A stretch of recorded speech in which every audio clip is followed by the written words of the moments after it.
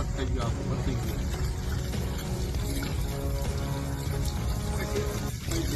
મળી જાય આ તો પાણી ખાલી પાણી ખાલી નીકળે.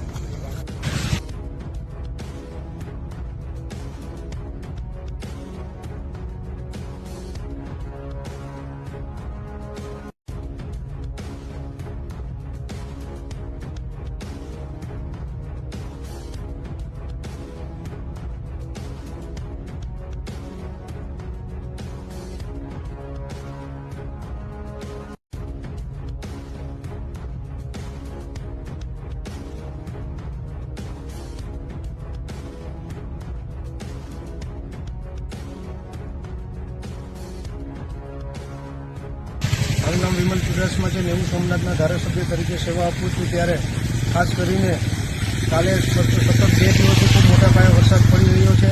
એમાં આજ ખાસ કરીને રાતથી સવાર સુધીમાં આખો દિવસમાં સવાર સુધીમાં 6 ઇંચ જેટલો વરસાદ પડ્યો છે મારી નેવું સોમનાથ વિધાનસભામાં અને ગીર સોમનાથ જિલ્લામાં મોટા પાયે વરસાદ પડ્યો છે. ત્યારે ખાસ કરીને અમે ખેડૂતોની મુલાકાત માટે આવ્યા. તેમની મગફળી છે એ ખૂબ વરસાદ પડવાના કારણે જે મગફળી જે એમને કાઢેલી છે, જેને પાથરા કહે છે, એ જે સુકાવવા માટે મૂકેલા છે તે આજે પાણીમાં ગરકાવ થયા છે અને એના કારણે મગફળી પણ ફેલ થઈ ગઈ છે.